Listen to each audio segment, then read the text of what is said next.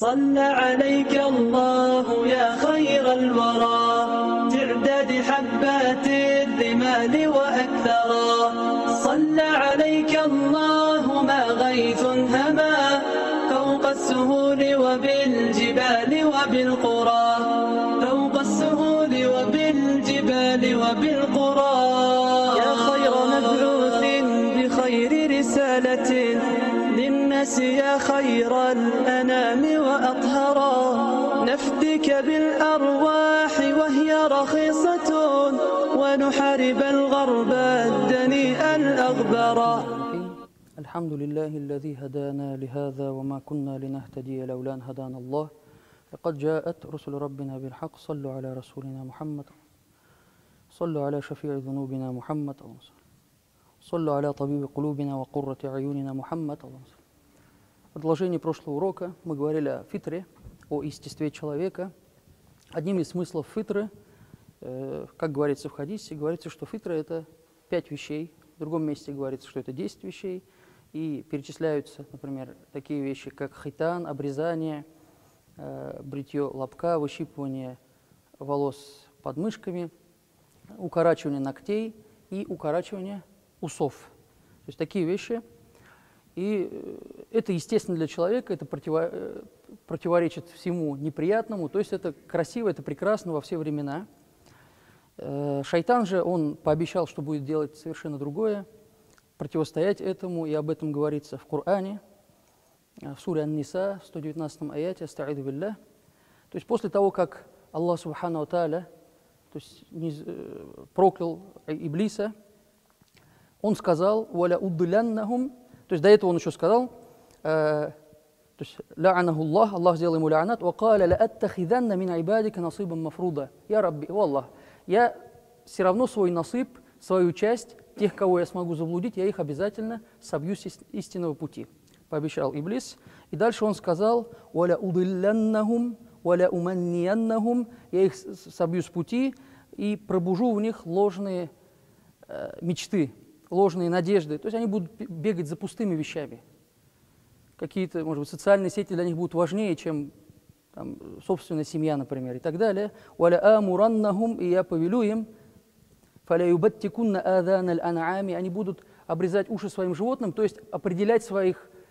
Что это тогда было? Тогда это было, когда были такие определенные животные, им отрезали уши, помечали тем самым, что это жертва для определенного идола. Когда пытались сделать жертву для идолов. «Фаля югаййирунна халк Аллах». Что я им буду повелевать? Они будут изменять творение Всевышнего Аллаха. Всевышний Аллах нас создал в таком фитрате, которым Он хотел, в естестве. Люди начинают, там, мужчины какие-то в нос серьги делать, там, уши отрезают, что-то там себе добавляют, изменяют свой организм, изменяют свое тело. И это все противоречит фитрату, это все противоречит естеству. То есть об этом тоже говорится. Дальше есть другой смысл. Это мисак. Также фитра. Под словом фитра подразумевается мисак. Это день обета и договора. День обета и договора, когда Аллах Субхану ва Тааля взял обет, произошел договор между родом человеческим, приводится в тафсир, в большинстве, во многих тафсирах, от праведных предков тоже, что фитра – это есть ислам, подтверждение существования веры во Всевышнего Аллаха Субхану ва Тааля. Ибн Аббас, радаллаху анхума, так передает: Аллах создал человека, создал Адама, потом вывел его род из его спины, то есть от него вывел его род, как какую-то маленькую частицу, и делал калям, то есть говорил с ними. И не было ни одного, кто бы не произнес «Рабби Аллах», «Мой Господь» — это Всевышний Аллах. То есть каждый человек произнес, подтвердил, что его Господь — это Всевышний Аллах. Но тогда возникает вопрос: если мы не помним об этом, мы не помним об этой истории, потому что в этой дуне нам только вот какие-то хабары, мы изучаем это, узнаем из хадисов, но эту беседу мы не вспоминаем. Неужели мы будем спрошены за эту беседу? И об этом также говорится, что человек в этой дуне он не будет спрошен за то, чего он не знает, чего он не помнит. Но это естество, на котором мы были созданы. То есть этот хабар приходит нам для того, чтобы мы понимали и вспоминали, что мы созданы для поклонения Всевышнему Аллаху Субхану ва Тааля. И на этот вопрос, для чего мы были созданы, «Вама халяктуль джинна валь инса илля лиябудун». Я ведь создал джиннов и людей лишь только для того, чтобы они мне поклонялись. То есть по секрету и смыслу этого великого аята мы пришли сюда, чтобы познать Творца Вселенной, уверовав, поклоняться Ему. Лиябудун в некоторых тафсирах поясняет лиарифуни, чтобы вы познали меня. Также слово «фитра» мы можем понимать как «сыбга». «Сыбга» — это окрас, краска, то, чем покрываются. И в Коране говорится «Астаиду билля сыбгат Аллах, ва ман ахсану мин Аллахи сыбга». То есть вот эта краска, дословно краска, чем человек окрашивается, краска Аллаха, и разве может быть лучше это? И это поясняется, что это дин, это есть религия. Чем лучше может окраситься человек, чем он может измениться? Посредством религии, дина. И Аллах Субхану ва Тааля упоминает под этим, то есть сыбга ислама, как бы краска, окрашивание ислама. Человек меняется, когда он приходит в религию. Например, приводится пример, вот насара, христиане, когда они хотят своих детей сделать христианами, что они делают? Они обливают их, то есть, макают, окунают их в воду, этим самым полагают, что то есть, человек освящается, какой-то святой процесс происходит. И это похоже чем-то сродни с гуслем в исламе. Когда человек приходит в ислам, он совершает гусль. И тем самым они как бы окрашиваются, то есть христиане окрашиваются краской христианства. Итак, Аллах Субхану ва Тааля, то есть они сказали, то есть Аллах приводит в Коране, рассказывает, что они сказали, обращаясь к сахабам пророка, саллаллаху алейхи саллям, «Куну худан ау насара», будьте иудеями или будьте христианами. «Вакалу куну худан ау насара тахтаду». Если, говорит, вы станете христианами или иудеями, то вы найдете хидаят, найдете истинный путь. Сказали они. И тогда было отвечено: «Куль, скажи им, о Мухаммад, саллаллаху алейхи саллям, о иудеи, о христиане, баль миллята Ибрахим, моя религия, моя нация — это милля Ибрахима, алейхиссалям, то есть сыбгат Аллах. Моя сыбга — это не христианство и не иудейство, это сыбгат Аллах, то естество, в котором создал меня Всевышний Аллах, то есть Он создал меня для единобожия.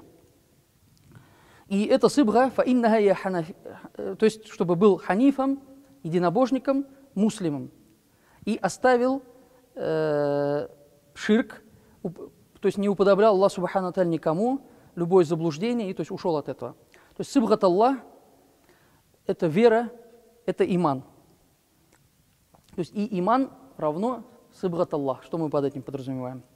Некоторые сказали, другие ученые сказали, что сыбгат Аллах — это фитратуллах, это естество, которое Аллах Субхану ва Тааля заложил для любого человека.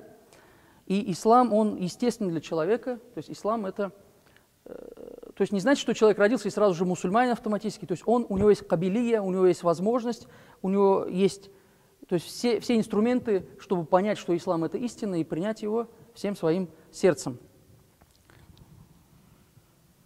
То есть говорится о том, что естество человека, если он будет размышлять, то есть фитра способна на то, если человек будет размышлять и немножко напряжется, то он уверует и поймет, что только ислам — это истинная религия, и только благодаря исламу он станет счастливым в этом мире, только благодаря исламу.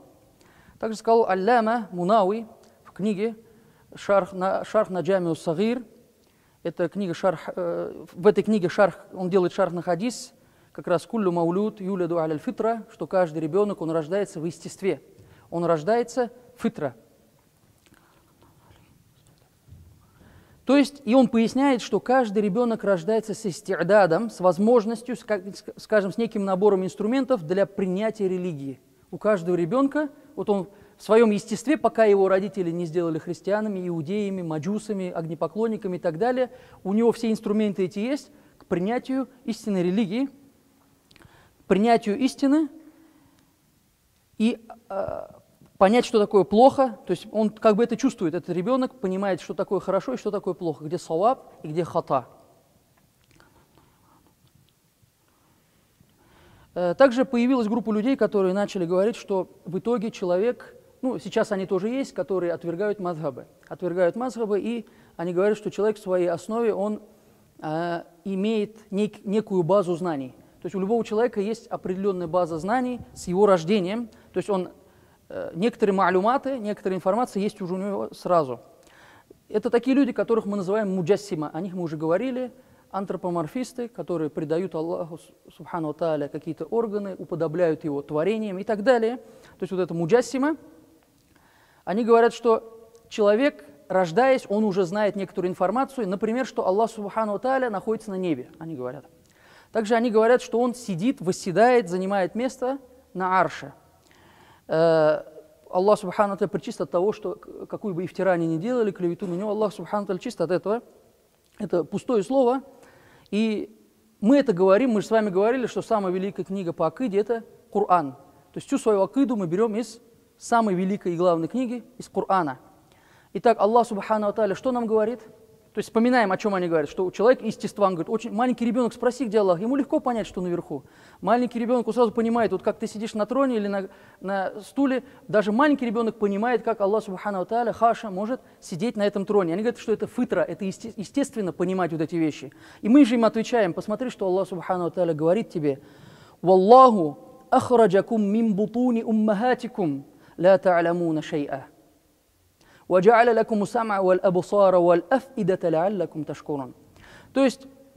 человек не знает ничего, когда он выходит из утробы своей матери. Вот когда он выходит в этот мир, Аллах говорит, что он не знает абсолютно ничего. То есть говорит, «Ла та'ламуна шай'a». Вы не знаете ни одной вещи, когда вы приходите в этот мир. Вы не знаете ничего, абсолютно ничего. Кто говорит?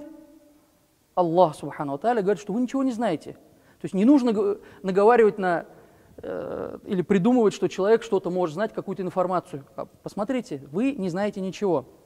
Поэтому неправильно вот эти слова, они батл, они заблудшие, неправильные эти слова, что есть какой-то ма'люмат, который с нами уже в крови, то есть в естестве человек, он приобретает эти знания, он смотрит на родителей, он смотрит на общество, в котором живет, тот язык, который в этой среде, и он впитывает это все, то, что он видит в внешней среде. И у нас есть далиль, у нас с вами аят Корана. Аллах говорит, когда вы вышли из утробы матери, вы не знали «Ля та'лямуна шай'a». Вы не знали абсолютно ничего. И этим самым Аллах субхану тааля указывает на степень знаний. Мы же знаем из Корана. «Куль халь ястауи аллазина я'лямуна валлазина ля я'лямун». Скажи, разве могут быть равны те, кто знает, и те, кто не знает? Это абсолютно разные степени. То есть алим, чем он отличается от джахиля, от невежды? Разница огромная. Разве они могут быть равны? Нет. То есть необладание знанием – это состояние накс, состояние недостатка. Когда у тебя нет знаний, это недостаток, так ведь? А приобретение знаний – это состояние камаля, совершенства, состояние совершенства. То есть чем больше ты приобретаешь знаний, тем ты совершенствуешься и становишься лучше. Поэтому мы знаем, сколько много аятов, которые побуждают нас к приобретению знаний, сколько много хадисов нашего любимого пророка, саллаллаху алейхи саллям, которые опять же нас побуждают к приобретению знаний, которые показывают степень уляма. Когда узнаем, что ангелы стелят свои крылья под ноги алимов, ученых, тех, кто на пути Аллаха пошел приобретать знания. Насколько это великая степень. Это не просто так.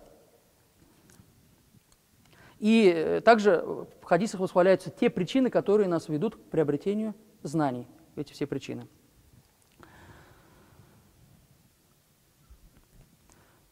Этот вопрос, конечно, мы будем постоянно возвращаться к нему, и еще отдельная будет тема в этой книге, что касается вопросов истиуа, когда они переводят одним смыслом. То есть прекрасно имам Матуриди, он прекрасно объясняет этот вопрос истиуа, что смысл истиуа на самом деле не один. То есть не один, нельзя перевести истиуа просто как истакарра, что Всевышний Аллах якобы утвердился на одном месте и занимает место в пространстве. То есть задай себе вопрос, где был Аллах до того, как он создал понятие места, где он был до того, как он создал понятие времени, и сейчас он так же. То есть разве он может измениться или улучшиться в этом? Он был совершенен, или ты хочешь сказать, что у Аллаха субхану ва тааля был какой-то недостаток, произошло какое-то событие, он поменял, то есть начал нуждаться в этом месте и стал занимать место в пространстве. Это глупо по отношению к нему. То есть Аллах субхану ва тааля выше этого. И у слова истива есть очень много смыслов. Истакарра, иттаджаха, баляга, маляка, истауля. Например, маляка овладел. Вастава Бишру аля Ирак беля сайфин вадамин мухракин. Бишр овладел Ираком, не поднимая меча и не проливая крови. Смысл маляка. Есть другие смыслы, например, баляга, возмужал. Вастава Муса, алейхиссалям, возмужал, стал взрослым, приобрел силы. Разве этот смысл мы можем Аллаху употребить, что Аллах стал балигом? Хаша, это невозможно. Так почему же вы можете спокойно придать ему смысл, что он занимает место в пространстве? Потому что это накс, это недостаток по отношению к Аллаху субхану тааля. Мы не можем его представить. Махма тасавварта бибалик, фаллаху бихиляфи далик. Все, что бы ты ни представил в своем уме, Аллах не будет похож на это. Невозможно. То есть мы не можем сейчас понять. В раю, да, мы в прошлом уроке с вами говорили, да, «Уджуху яумайдин надыра, иля раббиха надыра». В суре Киямах описывается, что в джаннате будет такая возможность, мы сможем увидеть, как это будет, мы этого не знаем. Итак, вот это то, что касалось фитры ва иля шарафин наби ва алихи ва асхабихи ва машайхан аль-фатиха.